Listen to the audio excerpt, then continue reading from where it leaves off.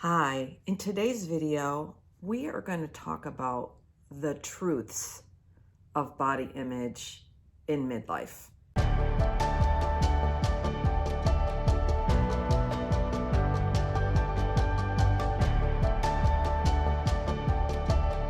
Hi, this is Carrie Burrows from KB Consulting, and this is your midlife mentor and motivator YouTube channel. And today we are going to dive into kind of an uncomfortable subject, but it is something that really affects so many women just in general, but especially women in midlife going through perimenopause, menopause, post-menopause, and beyond. And if you are enjoying the subjects and topics on this channel, please click to subscribe. And then that way you can come in, click the bell, and you'll know when a new one is being made available to you to enlighten you and have knowledge and empowerment and inspiration for you to handle what's going on in your life. So here's some statistics, and I'm going to be reading them because I thought these were really daunting, and I can see how they are true as we all, I think, feel some of these things and have witnessed them. Women aged 61 to 92, so post-menopause, were asked what bothered them most about their bodies, and they identified weight as their main concern. A study of women 50 and older, so that's that menopause sweet spot. Most women average menopause around 51. Found that 79% felt their weight or shape had a moderate to very important role in their own self-concept, in their own self-love, their own self-acceptance. 79% of women 50 and older. That's a huge, huge number of women. A study showed that body image dissatisfaction in midlife has increased 25% to 56%, and that was in 1997, and from 1997 to 2020, it is up in the 70%. We are going the other direction.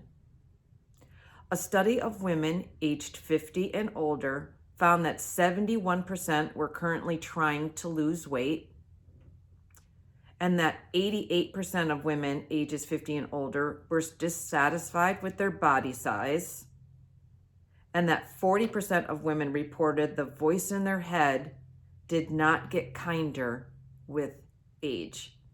So what is going on? And what can we do as a community, as a society, and to each other and then to ourselves? Because there are things that we can do.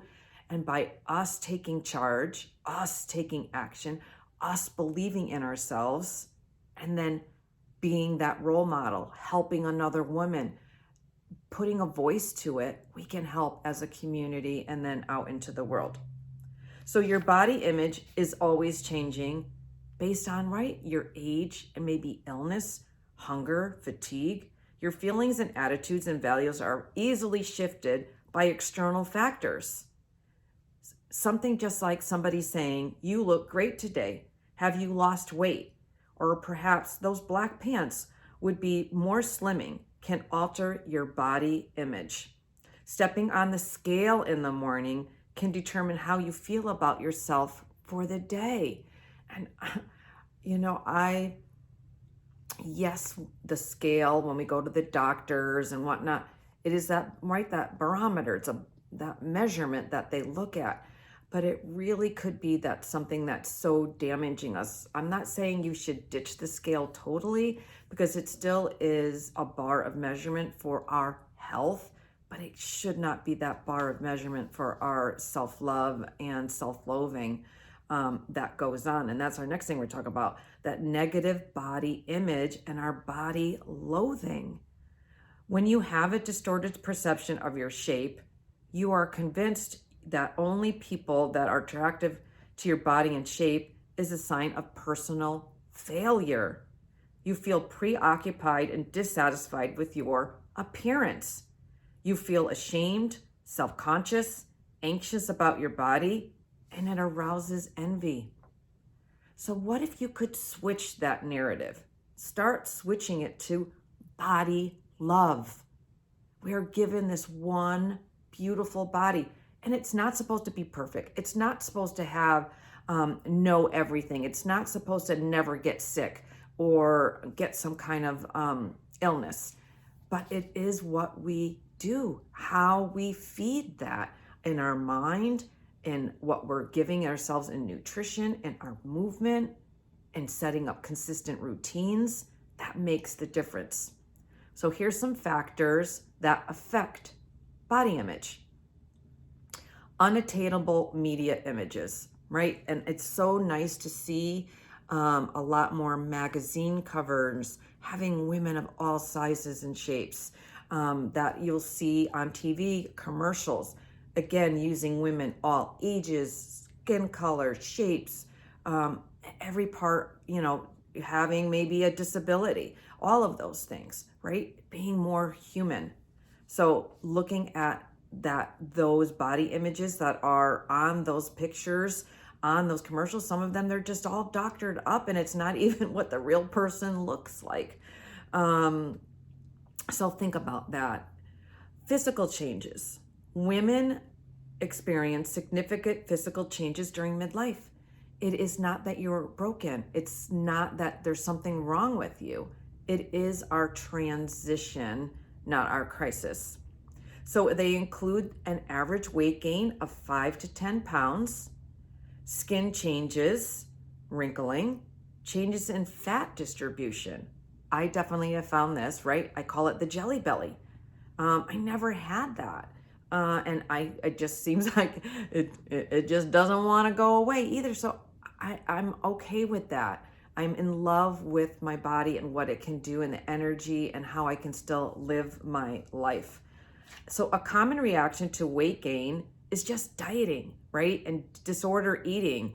And maybe like you give yourself deprivation and then reward, and you deprive yourself and then you give yourself that you have to work out 3 hours at the gym because maybe you feel like you did some as a punishment, you ate something that you shouldn't, and that's a vicious circle and that gets us nowhere. So let's try to switch that narrative, right? So poor body image in women in midlife can lead to physical and mental health problems, resulting in feelings of shame and disgust. I don't want that for you either. And that's sometimes where a health and life coach can really become a powerful, meaningful relationship and tool to have in your toolbox. And sometimes we need help, and it's okay to ask for help. It's okay to come up with a plan. It's okay to have someone help you load up your sparkly toolbox, because sometimes it gets really empty and it feels really alone. And we're going through midlife and we're not supposed to have all the answers. And sometimes it's good to have somebody that's trained that can give you space, that can help you see another side so that you can overcome and thrive in midlife. That's what I want. I want you to be able to thrive in midlife and beyond.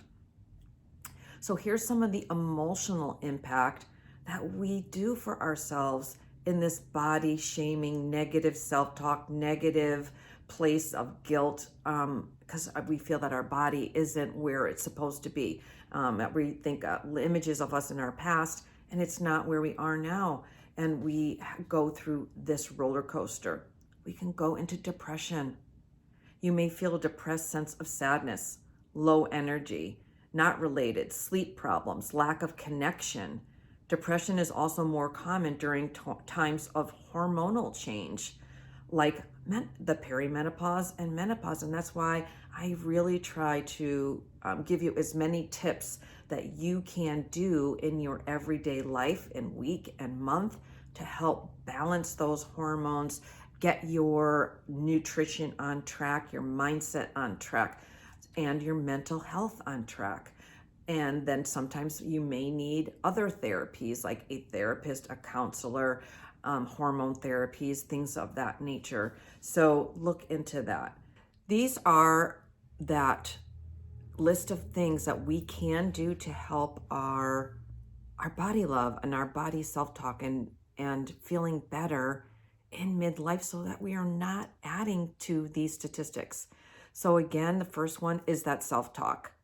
Number 2 is finding good role models. Number 3 is body love. So loving that body. It is the one body that we are given. And it goes through some messy things. It has accidents. It gets illnesses. It gains weight. It goes through hormone imbalance. It gets wrinkles. But it also does beautiful things like birthing babies and nursing babies and all of those other things that are amazing that a woman's body can do. So make sure that you are loving that body, which means, right, feeding it what it needs and not giving it the things that doesn't serve us. It means moving the body. It means, putting things in the environment that will that help us, maybe some non-toxic things, using essential oils, things of that nature. So the number 4 thing is letter writing or journaling. This is a powerful tool, and it is actually part of my miracle morning, and which is called scribing. They call it scribing in our lifesavers. And so think about that. Write yourself a letter and put down those powerful words and that love in that letter to yourself. I'm telling you, it's so powerful. Number 5 is self-compassion. We are so hard on ourselves. We're so critical. We are kind maybe to everybody else except for ourselves. And so how can you switch that? And how can you use it as a morning practice, maybe an evening practice, as part of your gratitude? Make sure that you include yourself in that. And then the 6th thing is that self-care and celebrating your wins. What did you do today to give back to yourself? What did you do today to high five yourself? What did you do today to fuel your body, to feel better, to balance those hormones, to get out and move, to get rid of that negative self-talk? Did you put on a cute shirt today and just made you feel amazing? What is it that you can do for that self-care so that you're not one of the numbers of statistics going up about that not loving our body and body shaming? So according to the biological set point theory, a weight range that we inherit, our bodies will vigorously defend this set point weight. Dieting doesn't work. The weight usually is always regained if you are not taking care of yourself. And again, it's not just so much about what the scale says, but how we feel, our energy, our sleep, our balance, our joy. So look into what you are doing. Are you adding to the scale of guilt, of body shaming, of not loving yourself? Are you not giving back to yourself in a way that can get you results for weight loss, fat loss, energy? Are you tipping the scale of giving into, the afternoon candy bar or the bag of chips, and you know that that's not serving you? Are you not giving love to yourself in a way that fills up your cup so that's overflowing, so it does give back to our relationships, to our job, and into the community? So my heart to you, I am here for you as your midlife mentor and motivator, as a certified health and life coach for women in midlife. And I am open to just having a conversation. Let's just chat about maybe where you are. And I can give you I promise you'll come away with some tips and maybe a new perspective. And then we can go from there. But the first step is your step. So love on your body. I love you. And I hope to see you on the next video.